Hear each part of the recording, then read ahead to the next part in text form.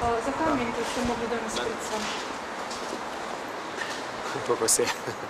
Zakaj sem mogel priti danes sem? Zaradi tega, ker pač komisija, protikopijska komisija bi želela neke informacije v zvezi z mojim premoženjem.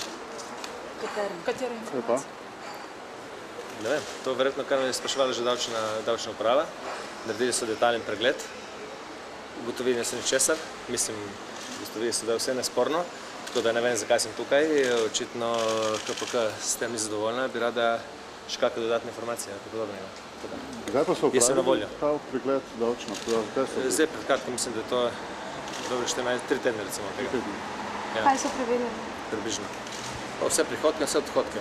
Ponova, čisto vse, vsak evro. 10 evrov, 70 evrov, vse prihodke in vse odhodke.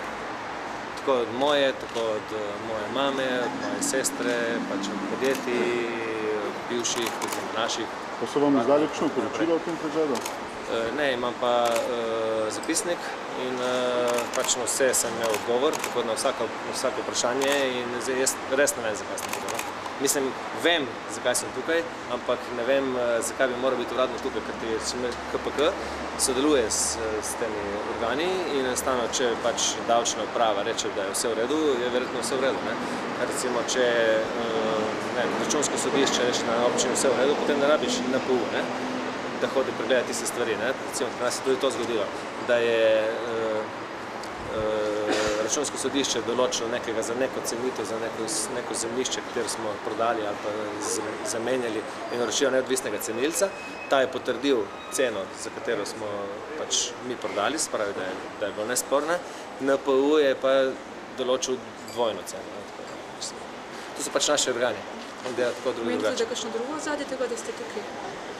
Se pravim, da je po moje drugo ozadje, ker če je vse v redu, mislim, jaz res nimam kaj skrivati in ne vem, zakaj bi moral biti tukaj, če jaz ne razumem, zakaj moram jaz biti tukaj, ampak z veseljem šel gor, kot vidim, da me pač gospodje vprašali kaj in kako in vidim, me zanima, kaj bo potem naredili.